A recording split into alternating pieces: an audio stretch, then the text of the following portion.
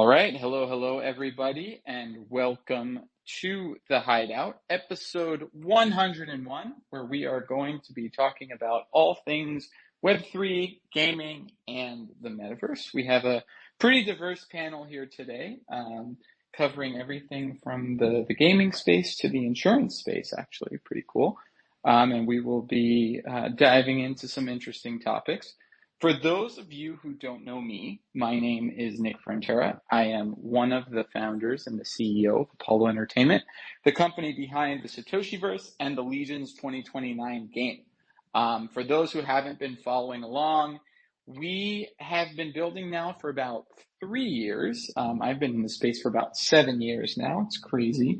The game that we've been building is called Legions 2029. It is a high fidelity, fast-paced hack and slash game that is fully blockchain enabled. I won't go into too many details, but the key thing is that it is free to play and it is available right now in open alpha.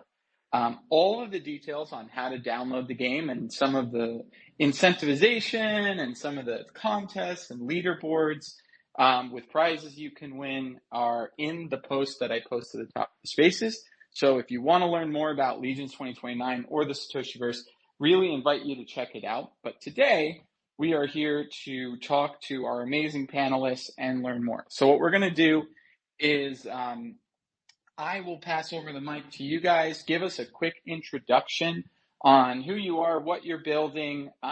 Feel free to pin anything to the top of the spaces that is illustrative. We definitely want to see things if we can. And if not, just tell us. Other than that, I'm looking forward to another awesome space. And let's start with Miria. Welcome to the spaces. Take it away. Yeah, thank you very much. Can you hear me, first of all? Loud and clear. How's it going? Perfect. It's going well. Thanks a lot for having me. As you mentioned, I'm from Miria. I'm one of the co-founders on the team and the head of blockchain. I don't mean to one-up you, but I've been in the industry now for a full 11 years. It feels crazy to say that, but I got my start in the Bitcoin world back when that was the only game in town. I went into the very strange world that was enterprise blockchain for a while in the fintech space, and then discovered that gaming to me seemed like really the best use case that we had available, and I wanted to put my energy into that, which is why I started Miria, which is a layer 2 zero knowledge rollup built with Starkware's technology, so Stark proofs, and it's built from the beginning with gaming in mind. So having been in the industry for a long time, I know how complicated blockchain is, and I know how complicated game development is, and the specialties don't typically cross over. So our thinking was create a really excellent platform for game developers to leverage very highly complex aspects of blockchain without having to know much or anything at all about what's happening behind the scenes. So that's why we built Miria, and very excited to talk to you about it today. Amazing. Well, yeah, definitely. I'm excited to dive in more. Couldn't agree more that the intersection isn't necessarily intuitive from a development standpoint, right? And so, yeah, we've definitely tried to climb that mountain over the last 3 or 4 years, building in the Web3 space, and often, reinventing the wheel at every turn. So it's awesome now to see infrastructure providers really coming in and creating the tools to have, more gaming focused studios that are just creating great games be able to integrate Web3 technology. So definitely interested to learn more and talk more. Let's jump over to, let's go to Nettyworth. Take it away. Yeah, hi everyone. Thank you so much for having us on. My name is July. I'm the co-founder and CEO at Nettyworth. Just a quick little background, former fintech executive, very early into crypto and NFT collecting. And we ended up creating the first AI loan protocol that allows users to borrow and lend against digital and real world assets. one of the big things that we were very passionate about was basically making normal users into DeFi users. And basically, our whole thing is that our AI model would create borrowing and lending recommendations to any user using our platform or one of our partners' platforms. So think of it like if you're a gamer, you might get notification that says, "Hey, would you like to borrow against your gaming asset?" Or if you own an RWA, like a luxury watch, where it could say, "Hey, you have the ability to borrow against your watch." So this is one of the main things that we've been focused on. And we just recently surpassed over 85 million in wallet value connected and over 7,000 monthly active users. So yeah, super excited to talk more as we dive deep. But that's my quick intro.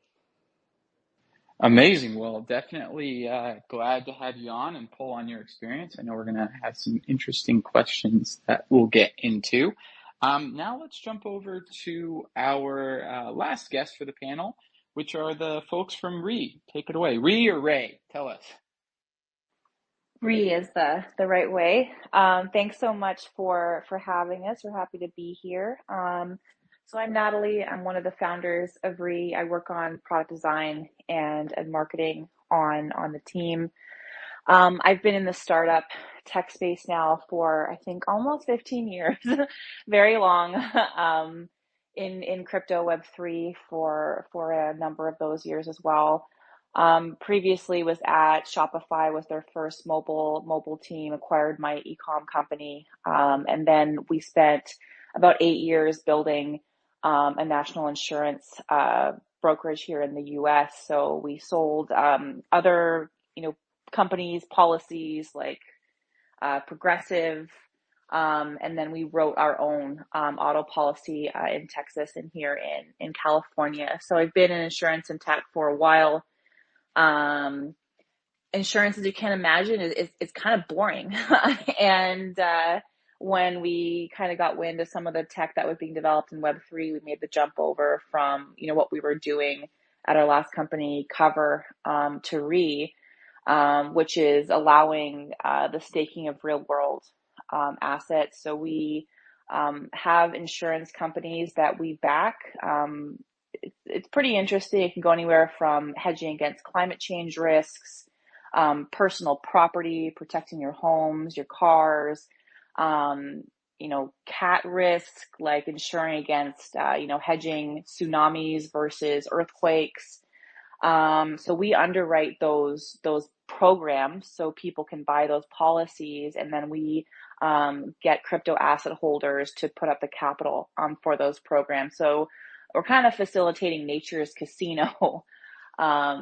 And think of it the same way you'd earn yield on stocks or bonds. Now you can earn yield on how people drive in Texas, which is completely different from either of those things. So I think it's a bit more interesting than I think you first think when you hear about it. So happy to talk more. And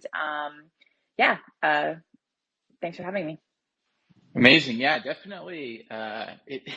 When you put it that way, as the casino for all the possible things that could go wrong, it really does open another layer of interesting gamification and a way of wrapping it to make it interesting to the retail consumer, which is what it sounds like you guys are doing. So that's super cool. Definitely not something I've heard of yet. So really, really interesting. I always love kind of seeing how Web3 is being used in real ways outside of kind of the conventional, the traditional suspects of gaming and art and all that. Because we do see a lot of that, maybe because that's kind of the bubble we're in, but it's always fun to kind of dive into other angles. So super cool, super excited to learn more. All right, so then let's kick it over to Spencer with some additional housekeeping items, and then we will get started.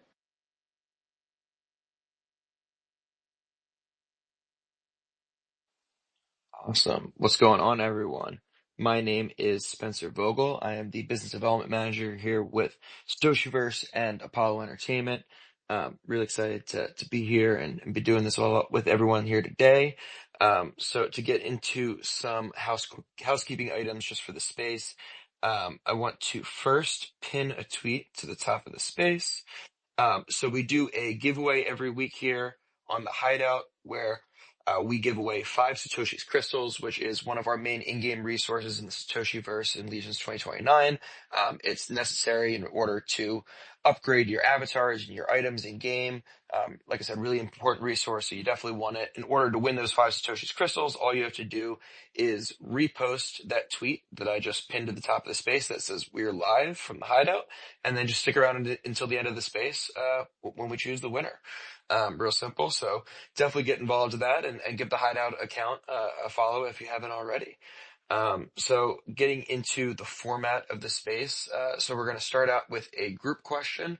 I'll call on someone to start, and then feel free to just jump into the conversation from there. No need to raise hands or anything like that. Then we'll get into some individual questions for each of you guys. And then if we have time again at the end, we'll do some more group questions. So let's start off with the first question, and then why don't Brendan, Miria, why don't we have you start this one off? What do you think needs to happen for us to be able to achieve true interoperability between different games and metaverse platforms? Yeah, it's a really good question. It's a question that I struggled with for a long time in my previous life in the enterprise blockchain world. I think the answer in one word is standards, which it sounds quite simple, but it isn't.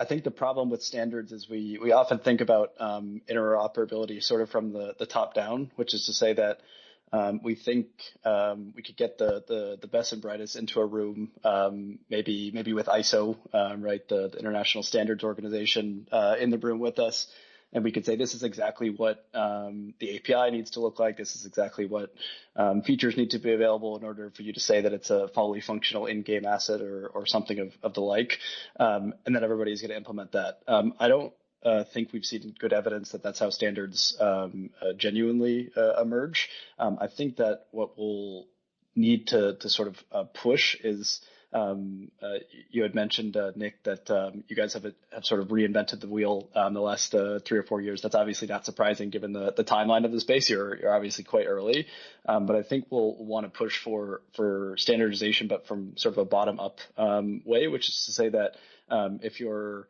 a game studio that's just sort of getting into the space, look at what other projects that are out there. One of the great things about being in crypto is that the vast majority of stuff is open source. And so I think when we start to eventually see a few very successful projects, a few very successful games, metaverses, the rest that get good traction, I think that the rest of the space really needs to sort of encourage others to use the standards that they've created for their own in-house purposes in whatever next projects that they're coming around. I think what we should eventually see from that is if we can kind of have a culture of that, then gamers themselves will eventually start to say, hey, I'm unable to, or even developers, hey, I'm unable to sort of port this game that I developed here onto this other blockchain, or from a gamer aspect, I'm not able to use my assets in different spaces, and the companies and the projects that are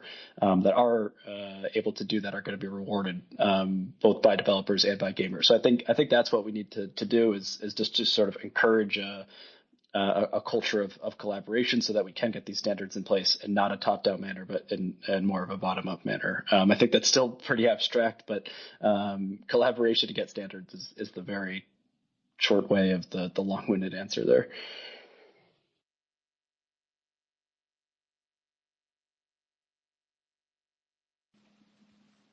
Anyone else want to jump in on this one?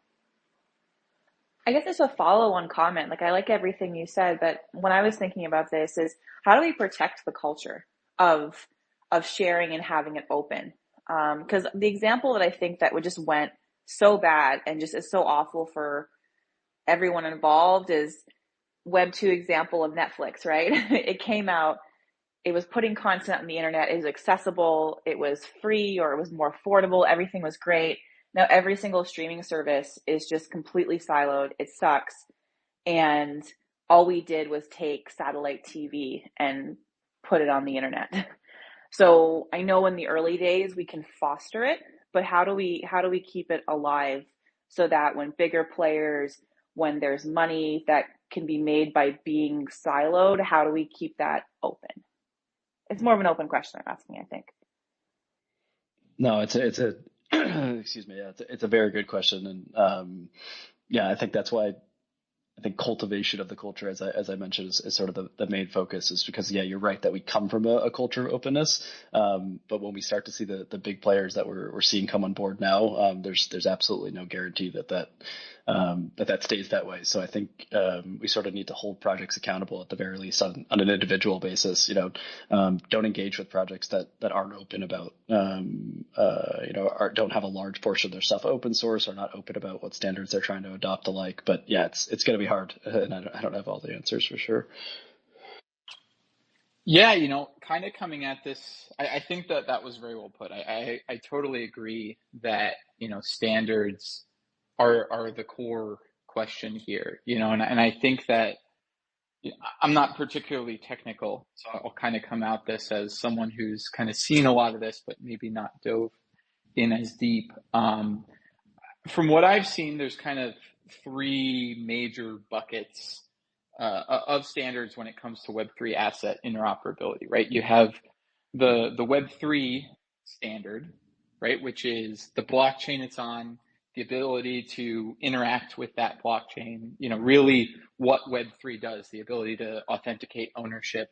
And really, in addition to that, I think from an interoperability standard, we'd be looking at the ability to actually access the assets that are necessary to render in-game, right? So if you have a 3D avatar that you want to use across 6 different metaverses, the metadata standards will either need to allow you to access the model that you can then render or download into your game directly, or you will need to be directed to a repository that has that model, right? And we've seen both. We've seen, for example, 3D GLB files represented in metaverses simply being retrieved from the metadata of the NFT itself. We've also seen interoperability companies like Emergence, for example, that are specifically focused on Unreal Engine and using the Unreal Mannequin, but then create kind of more of a central repository that you can look at the token and pull in the interoperable asset, right? And so it's almost like an API that you, as a developer, incorporate, and then you're able to use assets from different places. I think that generally speaking, there has to be improvement on the way that NFTs store metadata and the type of metadata that's stored in order to really open up our ability to truly have open interoperability. But then I think more to Brendan's point, you have the asset standards, right? Which are, it varies, right? And I think that even if you're developing in Unity versus Unreal, you're using slightly different mannequins for the rigs, and not all the animations are going to work. And depending on the polygon count, you're going to either be able to be in a web browser game or a high fidelity game, right? Certain assets will work in one, but not the other. I think that AI pipelines are going to help us with making assets more interoperable. But I think from an asset perspective, we still have a long way to go to achieve true interoperability. And then, I'm probably a little more cynical on the other question, which is really how do we incentivize interoperability? And I think that, I agree philosophically with Brendan's response, of we should only support open projects, and we should really try to favor that. But I don't think most people really care enough to, they're going to support the IPs they like. They're going to support the games that are fun. And so I think what that ultimately, leads to in a capitalistic society is that we have to create business models that favor interoperability, right? Give IP owners incentives to adopt a model that isn't, for example, I guess a clear example to me would be right now, if if Warner DC wants to release a Superman skin that's usable in Fortnite, they do a deal with Fortnite. People pay $3 or $4 or $5 in V-Bucks for that skin. They get a certain, licensing fee or royalty on that, and that's the deal, right?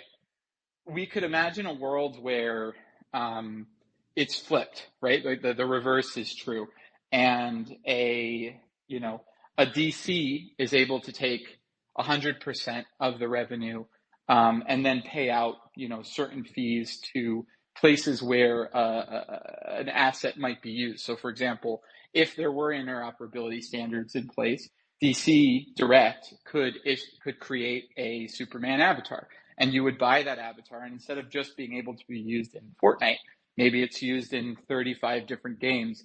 And those are deals that there needs to be a business model to encourage that deal, because otherwise, the dollars and cents go down and it doesn't happen, right? And so I think that, as we start to fix the technical side, as we improve on asset standards and kind of these decentralized authentication standards and making the technical side work, I think there has to be a lot of work to make the business models work. And I think once they do, it's maybe the most interesting thing about NFTs, and it's what got me kind of out of the legal space. I was a lawyer doing IP law, and I got real excited because of the possibilities that NFTs offer for licensing and IP owners to do a whole lot more with their digital assets. And I do think that the pot grows, the pie grows with NFTs, and we just have to develop the business model that helps the huge companies see that their IP can be deployed in a more meaningful way than a one-on-one partnership with a closed ecosystem, like Fortnite or whatever it might be. Anyone else want to jump back in before we move on? I know I said a lot there. I tend to rant. I think I agree with the incentive models.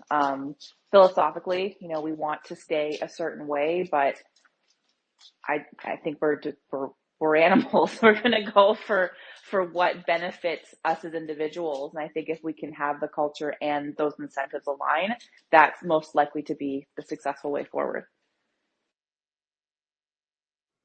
Yeah, I'm the technical one on this call, so I'm trusting you guys on the business side to figure out how to get those incentives in place. I'll keep trying to make sure the culture stays in the correct spot. But yeah, it's obviously the case. We need the business incentives to be there. Well, we need both. If when I joined the space in 2017, I thought Web3 for gaming was going to be an absolute no-brainer.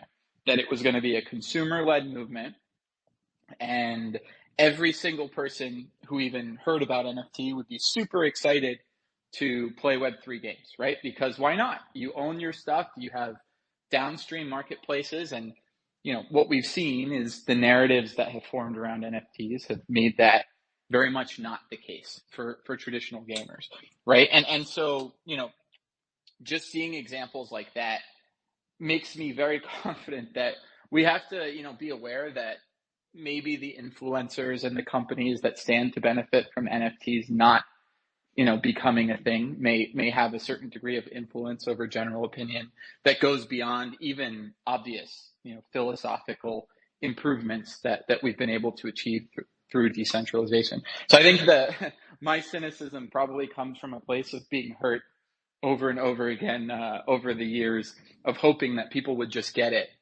when there's obvious incentives for big companies to paint a different picture.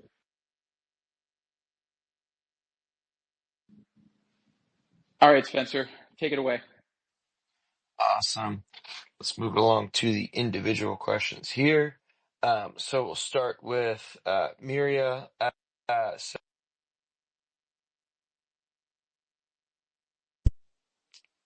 sorry about that. I just got a phone call there. So starting the question over again. How do you think gaming-focused L2s like Miria can improve the development experience for game publishers and also improve the gameplay experience for players? Yeah, great question. I think I can answer for both sides of the coin with the same response. which is to say that ultimately, and your team, of course, can probably speak to this again with the timelines and your early walk into the space. It's hard, and so I think ultimately what gaming focused L2s can do is speed up the game development of top studios that don't have blockchain expertise. Okay, so that's great, but why can we do that? I think the reason is because, as I said in my introduction, both game development and blockchain development is tricky, and the likelihood that you're going to have, you're even going to be able to find experts, top level experts in both, is always a challenge. So game developers are smart, and so over a long, like you guys have done, 3 to 4 year period, you're certainly going to be able to figure it out. But we basically want to allow game developers to focus on what they're best at, which is game development, of course. So if we can abstract away a lot of the complexity and basically sort of just hand over a set of APIs in the same way that you'd interact with APIs for any of 100 other sort of back-end tasks that a game developer needs to do, we think that's going to speed up game development, which ultimately translates to more and better games for the end game player, right? And I think yes, blockchain of course is the main thing that we're abstracting complexity away from. But I would also just like to say that we have experts on our team who are specialists in very niche areas, even within the overall sort of back end as a service space. So that includes blockchain, of course, but that also means building SDKs and delivering SDKs, which is a skill unto itself, and also AI.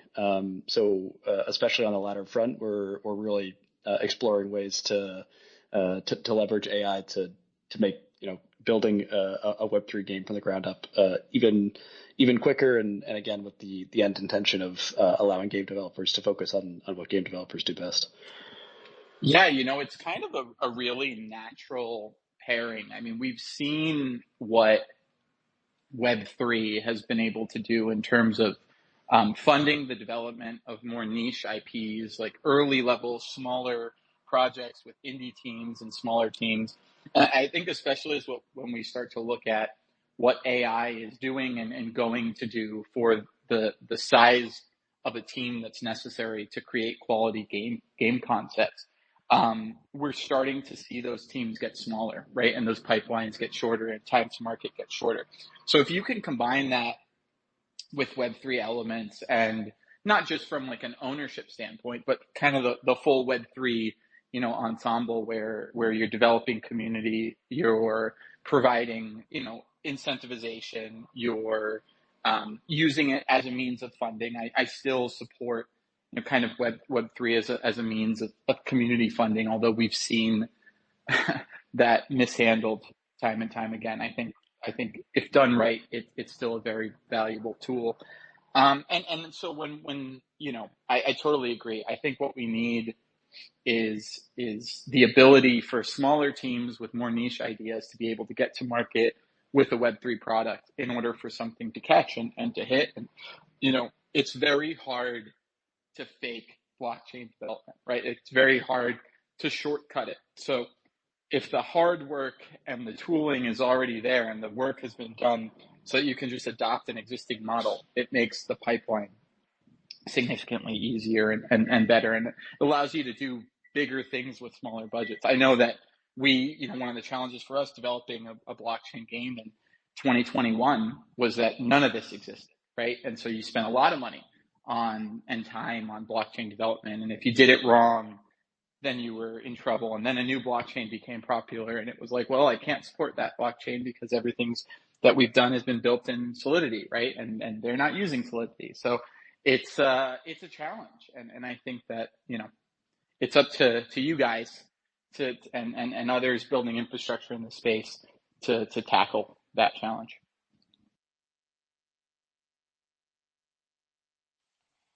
Yeah, no, absolutely. Well said. Well said. Spencer? Very well. Moving us along. So Next question is going to go to Nettie Worth. So how do you think Web3 makes borrowing and lending more accessible, and what new use cases do you see emerging? Yeah, great question. Yeah, so one of the main things that we see is obviously the space is maturing.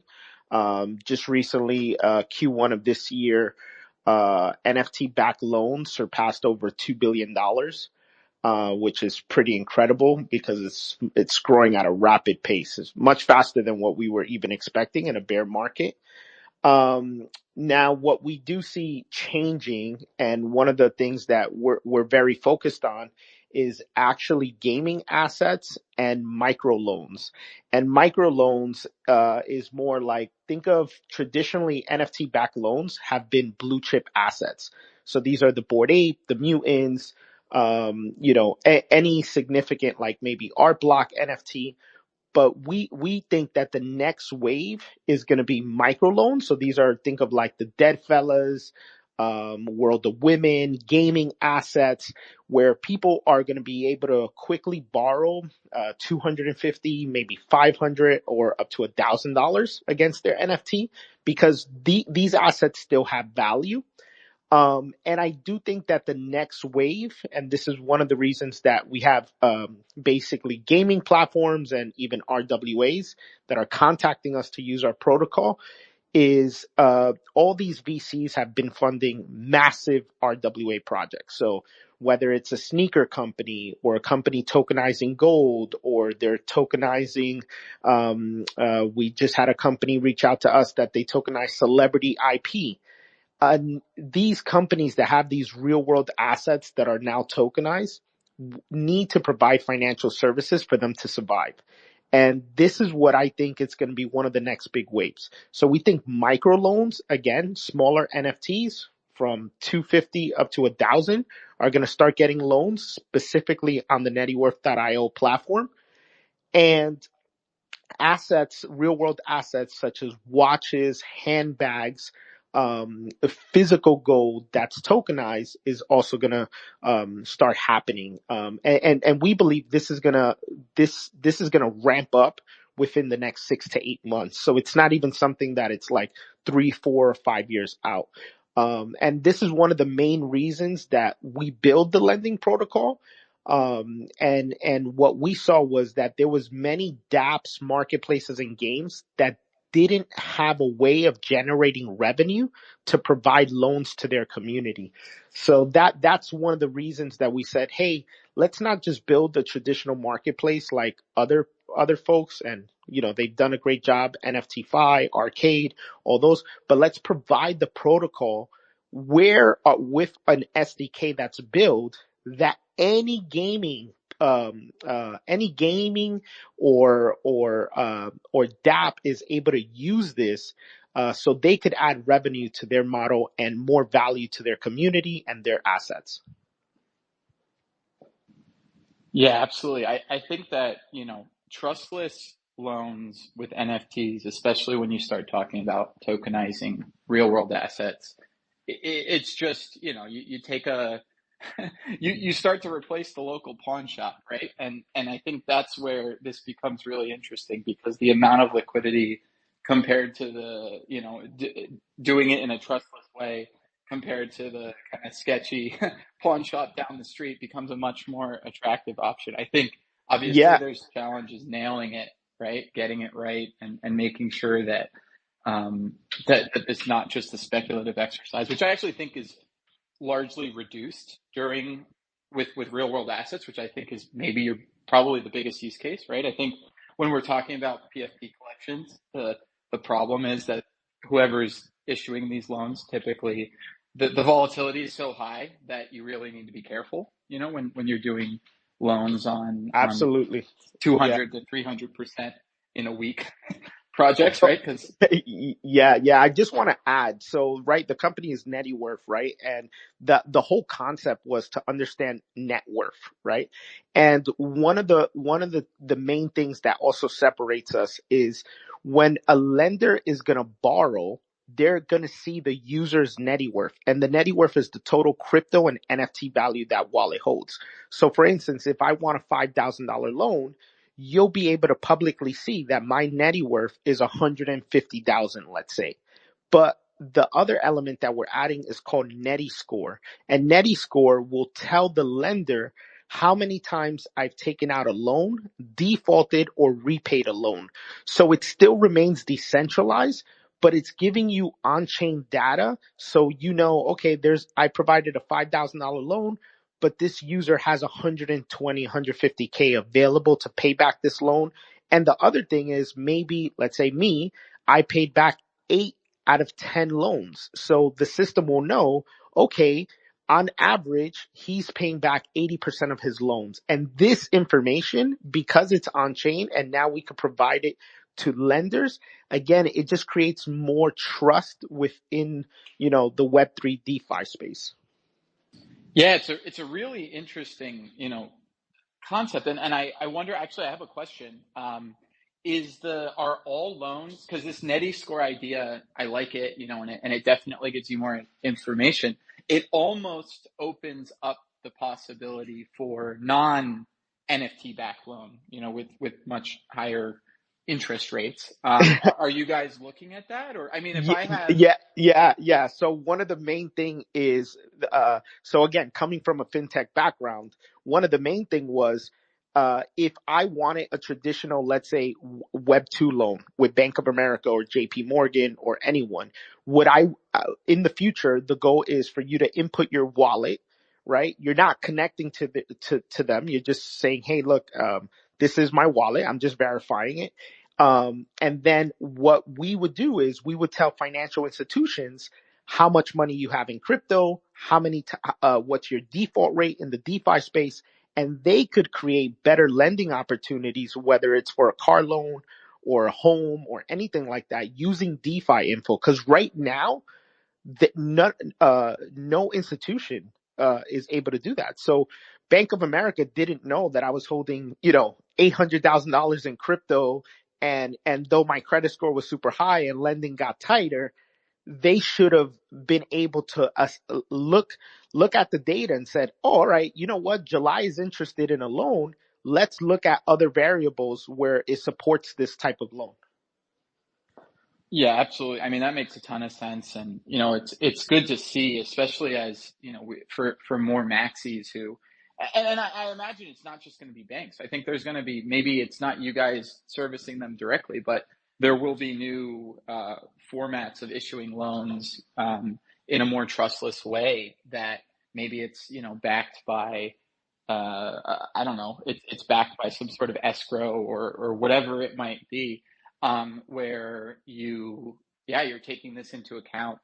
And it's interesting because, I mean, there's tax advantages to, taking loans versus a lot of people who don't need loans take loans, right?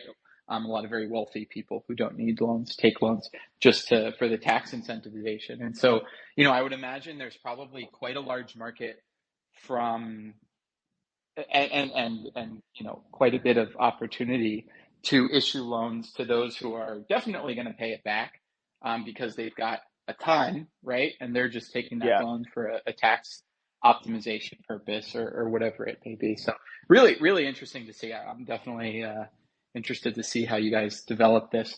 The NFT backed loans is an area I've personally feel like I'm not, I love to see that develop because, and especially with real world assets, because otherwise it gets too like degen-y for me in the past, right? Where people are just like, all right, I'm going to take out a loan against this. And then if the price tanks, that loan is a default. I just want to highlight and this is really like big because like when we ended up getting backed by a bunch of investors, one of the main thing was like, wow, how about everyone that defaults, right? How you're saying like, hey, the asset is going down, but this is really striking right here. The default rate for the entire NFT loan backed market is 9%. Even I'm not saying that 9% is a low number, but everyone becomes shocked that most people do not want to lose their asset. 91% of the users holding a valuable asset are still not letting it go, even if there's price fluctuation. Yeah, and that is, I mean, it is a shocking number, because Yeah. and it makes sense. Like I wouldn't, even if I took out a loan against my ape, I might pay a premium over the floor ape for that ape to get it back, right? Because it's mine. Yeah. So I get it, it makes sense. People grow very attached to the NFTs and may just want a way of tapping into liquidity for an opportunity or whatever it might be. So yeah, that's awesome. I'm excited to hear what you guys are doing. Pleasure, man. Awesome. So I'm going to move it on to our final individual question here to Ree. So how do you think Web3 technology can revolutionize the insurance industry?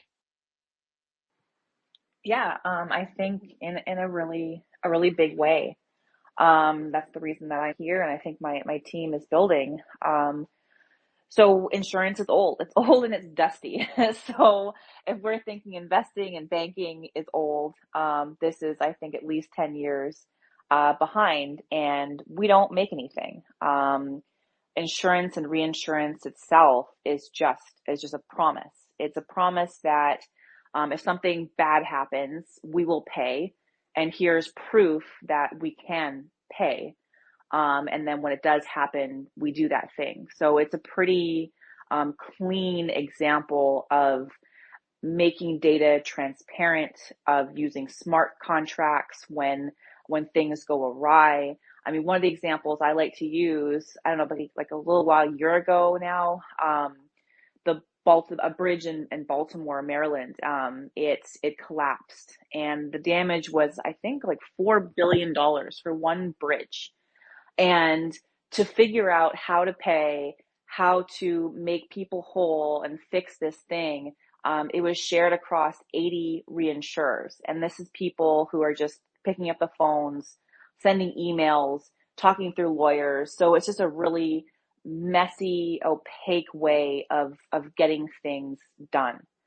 And it's a very expensive industry with a ton of overhead. And here, blockchain and smart contracts and crypto asset holders. I mean, it's kind of the perfect example of an RWA. When most people think of RWAs, they are thinking, jewelry, shoes, gold. They're not really thinking about risks. So they're not thinking about hurricanes or fire, locusts, things that prevent people from taking risks and doing big things in the real world. So I think it's a really exciting and clean application of the technology. One of the things my team has been doing is just things that have never been done before in either blockchain or in reinsurance. So we're pretty excited to be here at this intersection.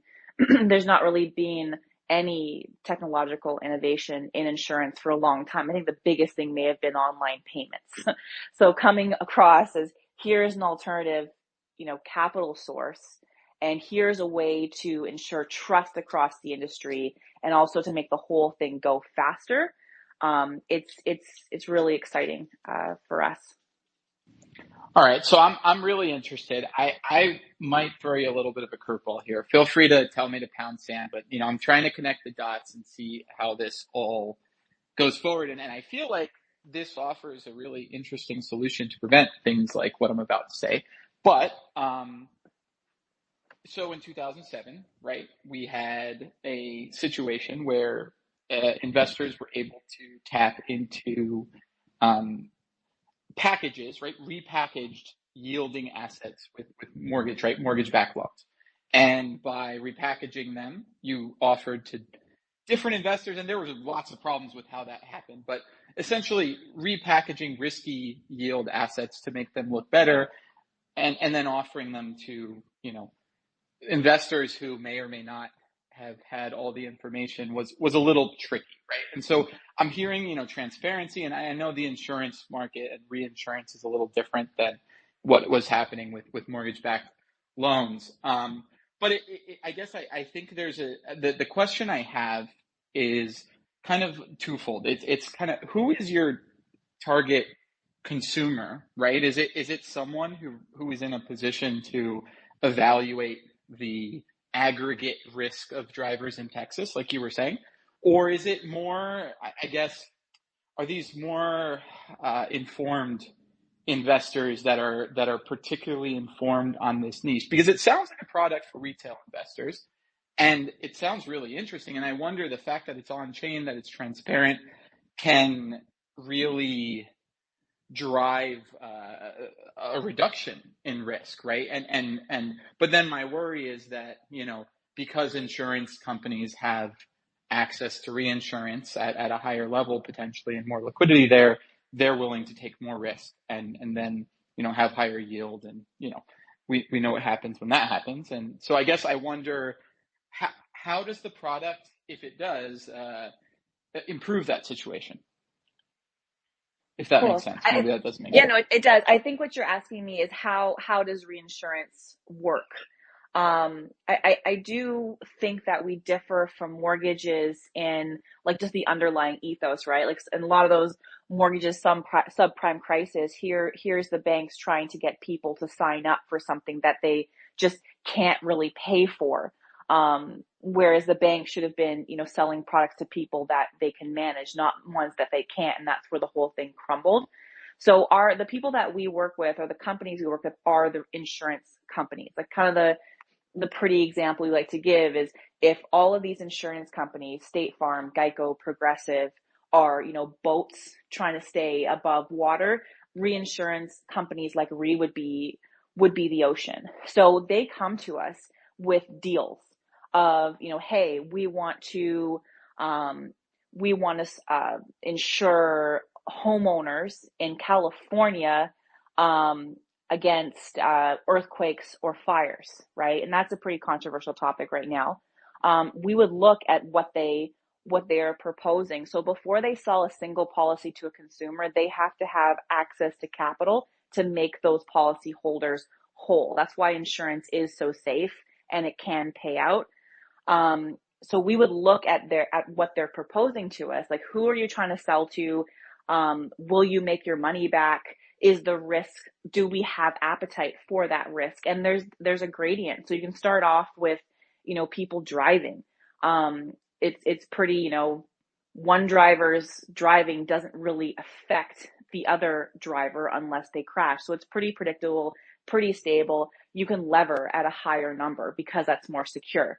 Now, if you're playing with, I've met with insurance companies that buy up earthquake in California, and they're hedging against tsunamis in Asia because their math tells them that there's not going to be two crazy disasters in 1 year. Likely there could be one, and best case scenario there's none. So either they have to pay out a lot, and then, people lose money, and we've done math to see what that looks like, or nothing happens, and then everybody makes a ton of money. But as you can imagine, you can only really lever at 1-to-1 when you're looking at these big catastrophes, because either it happened or it didn't. So really it's our job as the reinsurer to underwrite these deals and make sure that what we bring in really well fits into our, the spread that we're willing to take. So we might take some really risky deals and then offset that with some really safe ones that we're sure that nothing happens. And there's a pretty broad risk, right? Like there's the hurricanes I mentioned, but then there's also renter's insurance. No one really claims on renter's insurance. It just kind of, you just need it to exist. So you can bulk up with very safe deals at the same time. So it's really up to us as the reinsurer. Do we want to try and hit really high yields and take riskier things, or do we want to stay safe and not have that many losses? So it's really up to what we're willing to do. And there's always the risk that nothing happens, we make money, and then there's the risk that really bad things happen and we don't have a good year. And if we work with insurers who are, they wrote bad business, they didn't get the numbers they promised, they've been shady to work with, we just don't work with them. And reinsurance is a very small industry. So if you get, a black mark from one reinsurer, everybody talks. So it's difficult to get reinsurance later on. So it should, encourage better behavior. But if we're publishing all of these results on blockchain and showing what's going on, hopefully it pushes it even further. No, So I'll pause there. that totally makes sense. Sorry. Yeah, that was a good explanation. I think I just misunderstood the product a little bit. I guess the question I would have just from there, and because I personally I think it's interesting, once you do this diligence and there's an evaluation and you develop this portfolio, how does the retail investor or the investor, are they getting access to individual industries within that portfolio, or are they getting access via a token or via crypto to the entirety of the portfolio? Does it look more like a fund, or does it look more like, assets that they can invest directly in, for example, car accidents in Texas or whatever it might be? At this time, it's a fund. Okay. So we are on Securitize. If you go to Rita XYZ, hit members, you can participate in this fund, and you would earn across all of the deals that we participate in. Makes a ton of sense. I wouldn't want to be the one deciding whether to put my money in, car accidents in Texas or, God forbid, hurricanes in Florida where I live. But yeah. Well, no, you know what? sense. It could end of the day look kind of like if you put into a 401k, right? And, you just see a list of, do you want yield that's, 10%? Do you want yield that's 50%? And you just kind of go from there.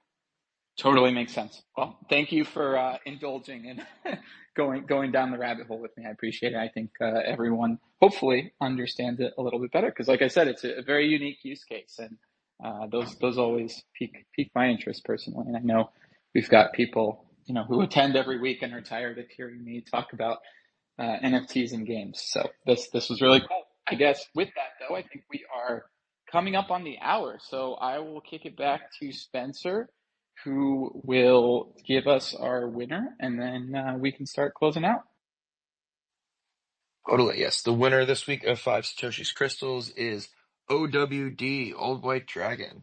I know that I don't have to give you instructions on how to make a Satoshiverse account, so just send us a DM with your username, and we'll drop those into your account. Congratulations, and Nick, I'll throw it back to you. Yeah. Oh, wow.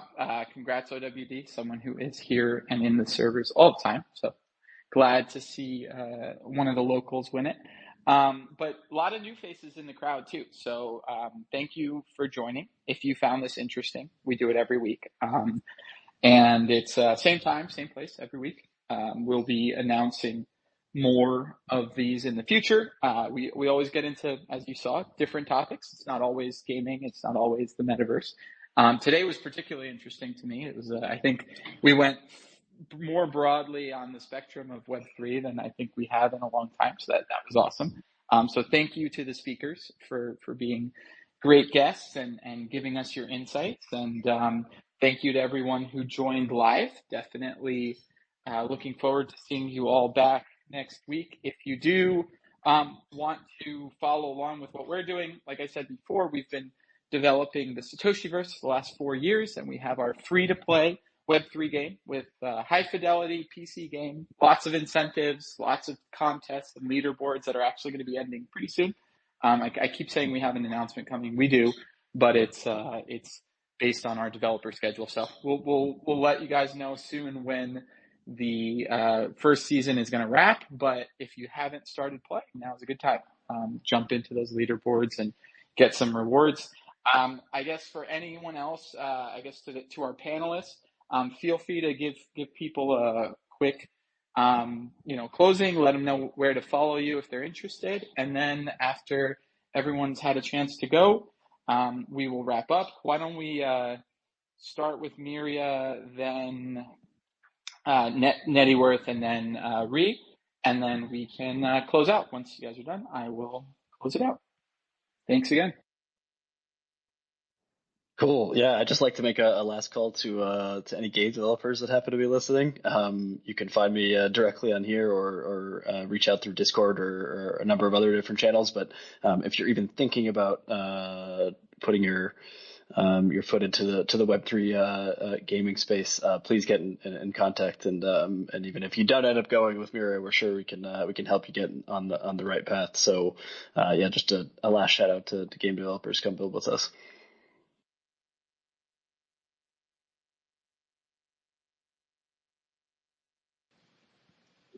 Ree, or Nettyworth, either Oh, one. I'm sorry. Yeah, I said it in the wrong order. It was my fault.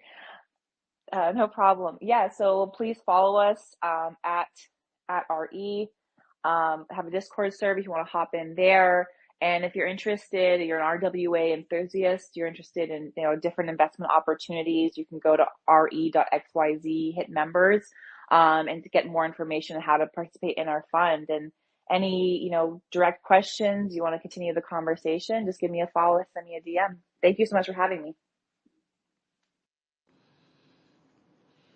Hey everyone. If you are interested in earning rewards towards future Netty tokens, just visit nettyworth.io, and that's NETTYWORTH.